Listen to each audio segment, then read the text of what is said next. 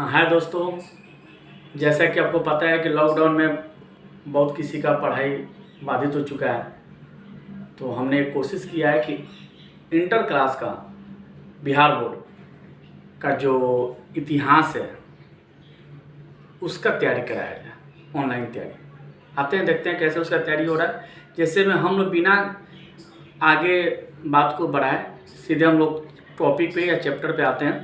पहला हमारा चैप्टर है +2 का ईंट मनके और अस्थियाँ, और एक उसमें आपको हड़प्पा सभ्यता इसमें मेन टॉपिक पढ़ना है। सबसे पहले जानिए कि हड़प्पा सभ्यता है क्या। तो हड़प्पा एक गांव का नाम है जो पहले भारत में था, बंटवारे के बाद वह पाकिस्तान में चला गया।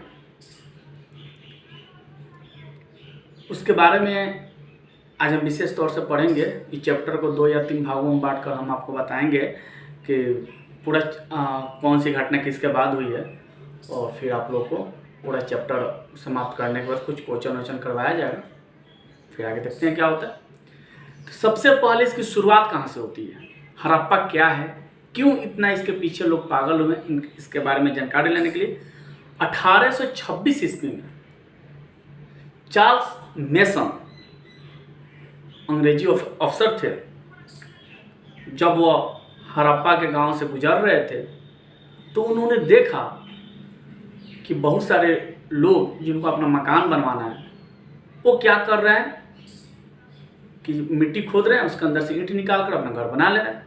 उनको बड़ा हैरानी हुआ कि ये कैसे हो सकता है। लोगों से पूछा कि आपको यह इतना अधिक मात्रा में ईंट कहाँ से मिल जा रही है।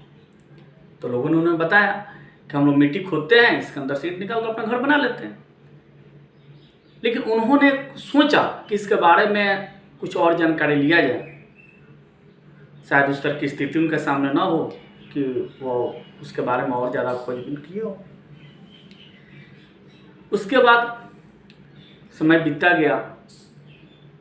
जब अंग्रेज रेलवे की शुरुआत भारत में करने जा रहे थे, 53-56 के आसपास की बात है, 1853 से लेकर 1856 के बीच की बात है। तो उस समय एक ब्रंटन ब्रदर्स, 2 भाई थे, ब्रदर्स मतलब तो समझते हैं 2 भाई होते हैं, उन्होंने उसका जिम्मा लिया था। तो जब रेलवे बिछाया जा रहा था, जब ट्रेन बिछाया जा रहा था, तो वहाँ के जो ठेकेदार थे उन्होंने यह महसूस किया कि इस मिट्टी के अंदर बहुत अधिक मात्रा में ईंट है, और उतना अगर खुदाई किया जाए, एक एक ईंट निकाला जाए, तो फिर रेलवे बिछाने में जितना ठेका हमको मिला है उससे ज़्यादा इस ईंट को निकालने में लग जाएगा। उन्होंने इसकी खबर अपने अफसर को दी। उनके ऑफिसर आए, जांच पड़ताल किए, और ब्रंटन ब्रदर्स के निगरानी में बात गया। उन्होंने भी थोड़ा बहुत इसके बारे में खोजबीन करने की कोशिश की, लेकिन बात आगे नहीं बढ़ पाया। बाद में आपको बनिंघम साहब जो उस समय पर्यवेक्षक हुआ करते थे, सर्वेक्षण से संबंधित जो काम करते थे 53 के आसपास, उनको भी इस बात की जानकारी हुआ, लेकिन वह भी खास इस पर कोई इंटरेस्ट नहीं ले पाए। मेन बात आता है 1921 ईस्वी में, जब दयाराम साहनी को खुदाई के जब वहाँ पर खुदाई चल रहा था, तो उन्होंने वहाँ पे देखा कि बहुत सारे मोहरे मिले उनको। वो मोहरे मतलब अधिकांशतः क्या 100% जो उसमें मोहरे थी वो सभी आपको मृद भांड की बनी हुई थी। उसको क्या बोलते हैं, सेलखड़ी का जो पत्थर होता है उसके बने हुए थे।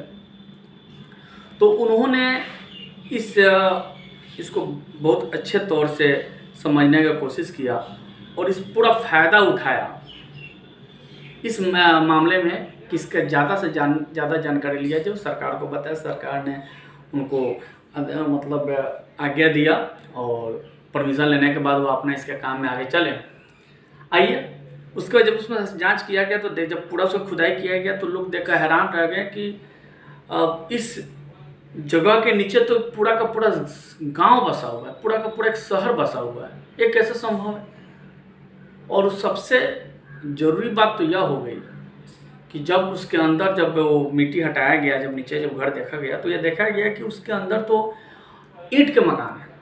अक्सर 1921 के आसपास हमारे भारत की स्थिति ऐसी थी कि अगर किसी का ईंट का मकान हो तो फिर या तो अंग्रेज है या फिर किसी अंग्रेज का ही कोई ठेकेदार या फिर उनके रौनों कमरों पे गुजरने वाले लोग होंगे।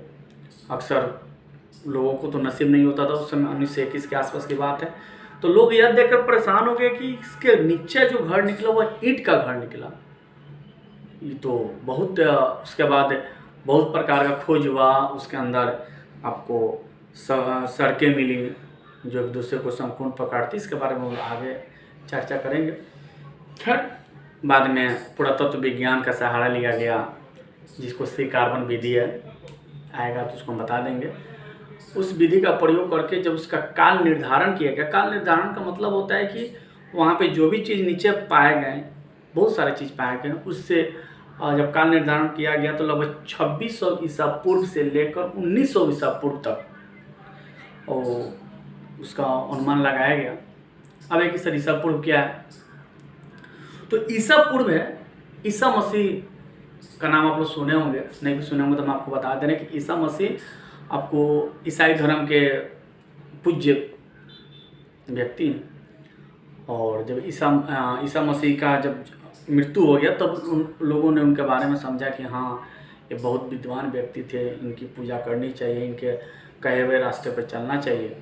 बाद में निर्धारित किया गया कि जब ईसा मसीह का जन्म जिस दिन हुआ था उसके आगे जो है उस दिन को एक दिन माना जाएगा और धीरे धीरे 1 दिन 2 दिन 3 दिन 4 दिन इस तरह से बढ़ता चला गया।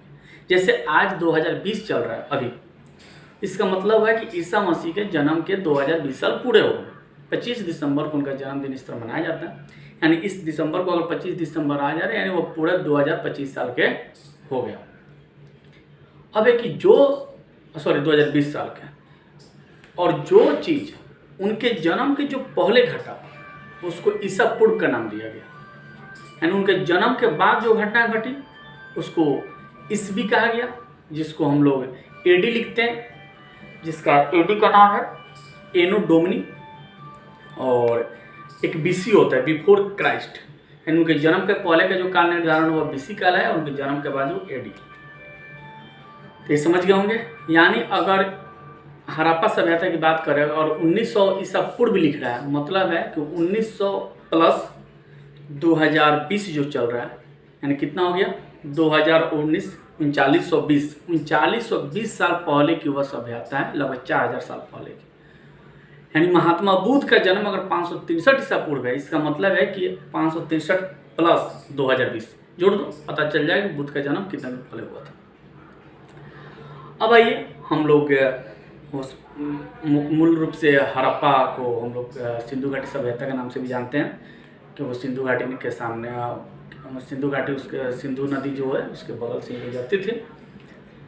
उसके बाद मृद भांड शैली में बहुत प्रकार का वहाँ जैसे दीवारों पे मिट्टी का तस्वीर, मिट्टी के रूप में तस्वीर बनाया गया था, मृद भांड शैली के नाम से भी उससे को याद किया जाता है।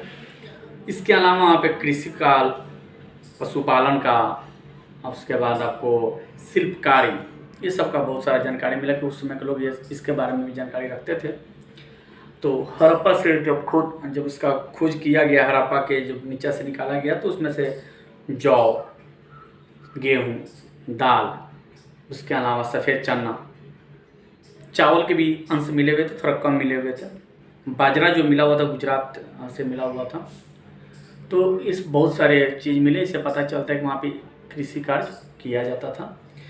इसके अलावा ये तो हम लोग आते हैं पालतू जानवर में, वहाँ पे कौन कौन से जानवर का, और हड्डी तो बहुत सारे जानवर को मिला, लेकिन जिसकी पहचान हो सकी, जैसे मैं आपको पालतू जानवर में थे भैंस, बकरी, सूअर, और जंगली जानवर में हिरन हो गया, घड़ियाल हो गया, और एक जो बनिया सूअर जिसको कहते हैं उसका भी हड्डी का अवशेष मिला। इसके बाद आता है कि कृषि का कैसे काम चलता हुआ, कृषि का काम उस समय लोग कैसे करते होंगे, अगर इतना वहाँ पे दाने मिले तो इतनी सारी जानकारी उनको थी, तो फिर सिंचाई कैसे होता होगा, बीज कैसे आता होगा, कहाँ से बीज आता होगा, कैसे वो अपने किस टेक्निक का प्रयोग करते होंगे। तो कृषि में हुआ क्या कि आपको बता दें कि जैसे मैं राजस्थान के नीचे का जो जब खुदाई किया गया और राजस्थान के नीचे का जो हड़प्पा सभ्यता का जो अवशेष मिला, वहाँ से कुछ जुते हुए खेत का अंश मिला। ऐसा देखने से लग रहा था कि जुता हुआ खेत है, वो राजस्थान से मिला हुआ था, जो कालीबंगन एग्जैक्ट जगह का नाम है। उसके बाद है मिट्टी के हल, मानी उस समय हल का भी प्रयोग किया जाता था। और सबसे अहम बात कि मिट्टी का हल हुआ हरियाणा से मिला हुआ था, जगह का नाम बनवाली था। और उसके बाद आपको सिंचाई के लिए नहर का लोग प्रयोग करते थे, कुएं का प्रयोग करते थे। उसके अलावा आपको वर्षा पे तो आपको पता ही है कि वर्षा तो जलाशय का भी इस्तेमाल लोग करते थे। अब है कि कुछ यहाँ पे हम लोग जान लेते हैं कि जो नहर था वो आपको अफगानिस्तान के सुरजोई नामक जगह से नहर के अवशेष मिले हुए। वहीं जलाशय के बारे में देखा तो धौलावीरी जो आपको गुजरात में पड़ता है, उसके बारे में हम मिले। तो चलिए आज हम लोग देखा कि हड़प्पा सभ्यता है क्या, इसके बारे में अक्सर बहुत सारी वीडियो यूट्यूब पर आपको मिल जाएगी। उम्मीद करते हैं कि आपको ये समझ में आई होगी। अगले वीडियो में हम अगला जो टॉपिक है NCERT का वो है